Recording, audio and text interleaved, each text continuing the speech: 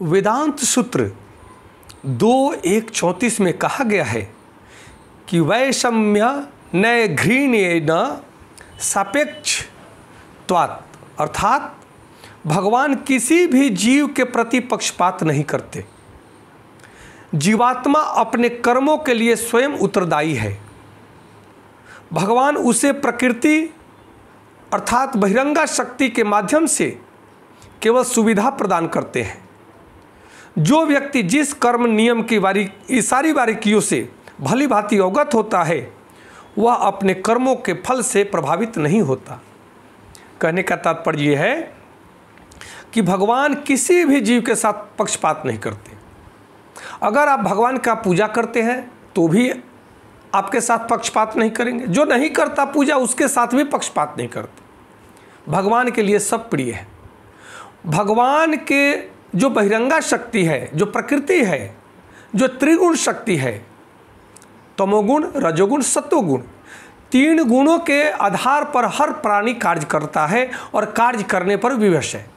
तो मनुष्य अपने इन गुणों के माध्यम से ही कर्म करने के लिए स्वयं उत्तरदायी है। और जैसा कर्म, अब 3 गुणों में मनुष्य जैसा कर्म करता है उसका फल उसी रूप में उसको भोगना है। भगवान तो वो शक्ति है जो हर प्राणी को शक्ति देते हैं। अब आप उस शक्ति का उपयोग किसी की हत्या करने में करते हैं या किसी की भलाई करने में करते हैं, किसी असहाय को सहयोग देते हैं या किसी असहाय को दंडित करते हैं, ये आप पर निर्भर करता है। जैसा आप करेंगे वैसा फल आपको मिलेगा। उस फल के लिए, उस कर्म के लिए भगवान उत्तरदायी नहीं है। मनुष्य के अंदर भी भगवान विवेक शक्ति दे रखे हैं। मन है, मन इज पावर, मन शक्ति है। तो मन की शक्ति से ही सारी इंद्रियां काम करती हैं। 5 कर्म इंद्रियां, 5 ज्ञान इंद्रियां। ज्ञान इंद्रियों के द्वारा कर्म इंद्रियां काम करती हैं, जबकि सबका नियंता, सबको नियंत्रण करने वाला आपका मन है।